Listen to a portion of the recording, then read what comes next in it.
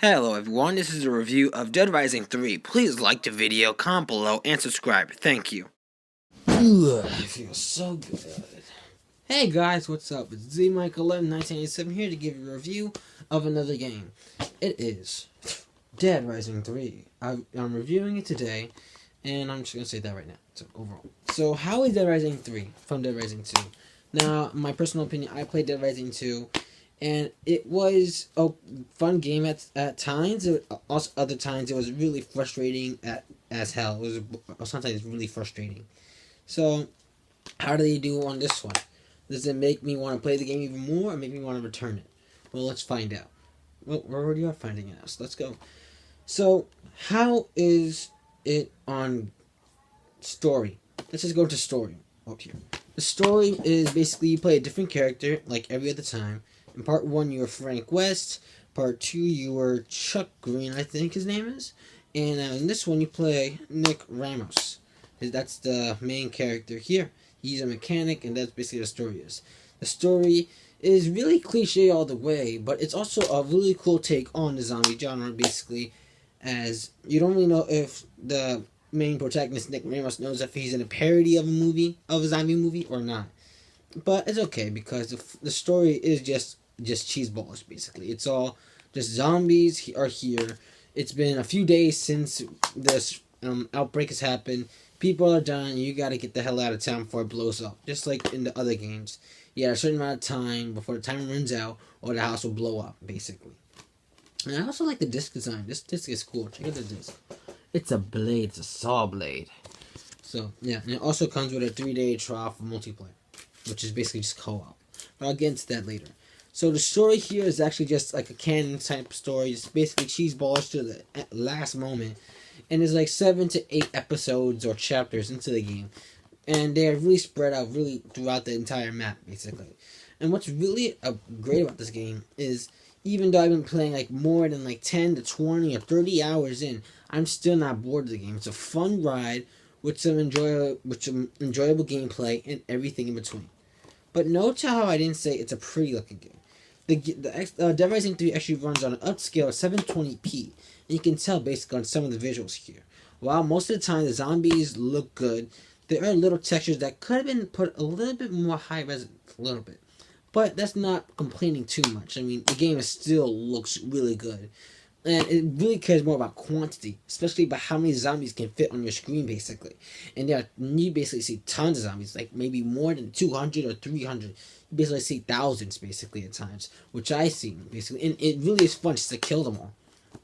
So visually, the game is mostly good. There is a little stutter here and there that's for reviewers, but I didn't notice any stuttering.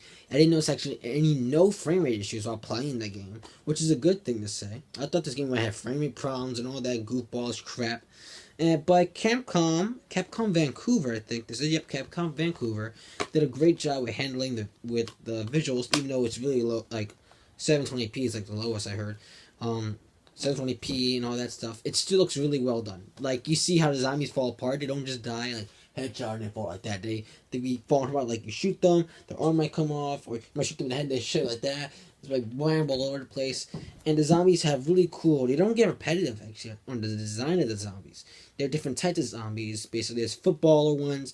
There's big guys who are from prison. They basically just go thrashing at you. There's zombies with guns, basically, where they're just like shooting all over the place. And sometimes they hit themselves in the head. Like this cop zombie who has a pistol and shoot it, and he'll hit himself in the head a few times, basically, which is funny. And there's like cool executions you can do with the character. It's just all really fun to do with this game, and I really enjoy that. As the visually, it isn't really up to par with other games out there like Forza Motorsport or Rise Son of Rome or Killzone Shadowfall and all those other games, but it's still fun to play, and that's what's good about this game, you know. The character design, like the characters are really well done. They have a cool variety. What's cool is, just like in the last game, you can customize your Nick to whatever you want. You can basically put him in a ballerina dress. You can put him in change his mechanic outfit, put him in like a leather jacket, biker boots, and gloves, and an afro. I mean, it's funny to see him in cutscenes when he tries to be serious, but he has like an hippie afro on, and he's like in a ballerina suit. It's funny at times, and it could be like there's some really weird clothing that you put on that's really weird as hell. but I'm okay. I'm not going that far in the game. I stick with some of my normal costume, like change every once in a while just for the fun of it. It's like knight armor, there's dragon armor, there's all this types of cool stuff that the game just has, and it just keeps on going and going, and it goes on forever basically.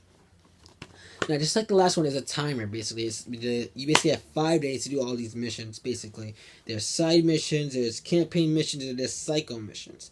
Psycho missions are basically boss battles with these characters, and not only are they fun at times, they also show the story's most gruesome character, like villains. Like some villains are just downright disturbing at times, drugging people and experimenting on them. While I fought a boss who was basically this guy who thought he was a Shaolin monk, and he would kill anyone who entered a monastery or museum area, no matter who they were, if they were a zombie or not. And it's cool as the boss battles actually work well most of the time. I mean, some of them may be a little bit too odd. Like there's a helicopter one. This one because you gotta break the helicopters to stop the guy, basically, all that stuff. But overall, it's just okay. It's not bad at all. So some people saying, my friends or some people I know say the boss battles are just ridiculous at times.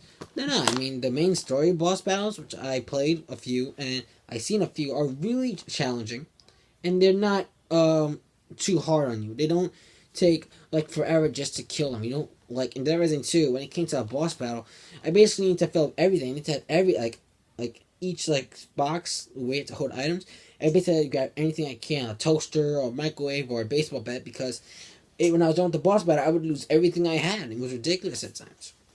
Now, when it comes to gameplay, this is where the game thrives in it. And just blows up like that, basically. Like, boom, like that. It's really just amazing, the gameplay. You could, like, start out with a flashlight or with an axe. Just, like, stab guys, like, kill zombies, and it's just fun like that. Or you could take a flashlight and a handgun, make a tactical handgun with a flashlight, and it just continues on for them. You can make gems with a flashlight, turn into a lightsaber. You can get like a dragon costume and boosters. You can make like a dragon flying wing blade killing machine. You can even mix vehicles up. It's all this cool idea that they add into the game, and it just works so well. It's just fun to do. The gameplay keeps this game interesting from beginning to end and beyond. And you basically can save wherever you want, so you don't have to worry about you dying and waiting 45 seconds for the loading screen to load up and start the game up for you. I mean, you can load it wherever you want except Nightmare Mode. Nightmare Mode is basically you restart the campaign after you beat story mode, I think. And it's basically not harder, but at nighttime the zombies get more stronger and they more come at you. There's 1,000 more zombies basically, and they'll bite you even faster and this stuff. They're programmed to kill you basically faster. But I really don't care. But I did play Nightmare Mode. I did get struggled because you can either stay in a porta potty, or they said at safe houses. I got a safe house halfway through the game and I had to restart all the way from the beginning, which was stupid.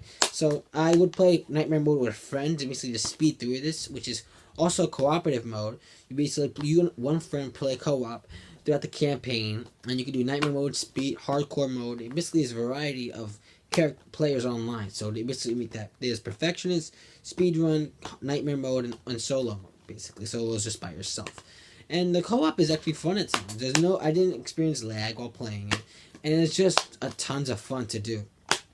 Basically, the production value in this game with some of the cutscenes are actually a lot better than the sometimes graphics in the game. Of course, I mean, you can do that with cutscenes, and the voice acting is solid as well. Even for some of the annoying characters, they still have great voice acting, so it's okay with that. I mean, this is a parody of a zombie movie, to be honest, and I really think that Capcom did a great job with DeadRising 3, and I really recommend this as a must-buy for the Xbox One console. Me and my brother did not get this on when we got an Xbox One. Actually, my brother got this after we got it, which was around New Year's Eve. I think he got this on New Year's or the day before New Year's Eve. He got this game. We were playing it like crazy. Been playing it for a few months now, basically, because we were playing the DLC and all that stuff.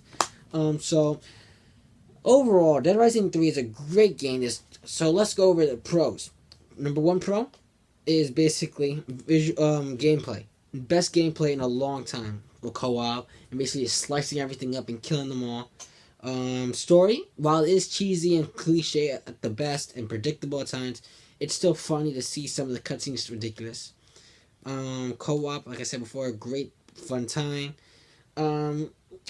and really just the fun, obviously, of playing another zombie game. I mean, zombie games, people hate zombie games, but I really love zombies. I mean, Walking Dead and all that stuff, and Dead Rising just adds to the patch. So the sound design is really well done, actually, and you could basically see like really far down the road. You don't want to see any like loading textures or anything, so that's a good thing. Although I did see it every once in a while, it did like get a little jaggy, but no problem there. Now the cons are the visual. I thought they could be a little bit better, and the map is a little odd at times. As the twisted map, basically the design of the map, which is basically this weird design where it's like this, and then it goes here, and it goes like down and up like that. And when you're trying to go upwards, there's like a block here, there's a block there, there's a block there. You gotta go all around it, which is basically confusing at times because I have to open up the map, and sometimes the map is hard to read. And another pro is basically leveling up the game. Basically, leveling up in the game. It's really just all this fun stuff that it's really hard to actually review this game because I don't know why. I just feel like it's harder. So overall, Dead Rising 3 is a must-buy, actually. So don't worry about it getting a low score. It isn't. I don't really like giving low scores unless it really deserves it. I mean, I understand Brink was a piece of garbage. I can't believe I gave that a 7. Damn it. So overall, out of 10, Dead Rising 3 gets a solid 9 out of 10 as well. It's a great zombie game. It's really fun to play. Some reviewers will say that there's performance issues. I didn't experience none of those, so don't worry about that, guys. Also, please like the video, comment below, and subscribe. What's up, man? Comment below and subscribe. And it's just follow me on Facebook, Twitter, Instagram, and basically everything else that's on there. No Skype or any of that dumb crap. So, I will be reviewing Tomb Raider Definitive Edition for PS4. I'm going to be reviewing that in my next video. So, bye guys.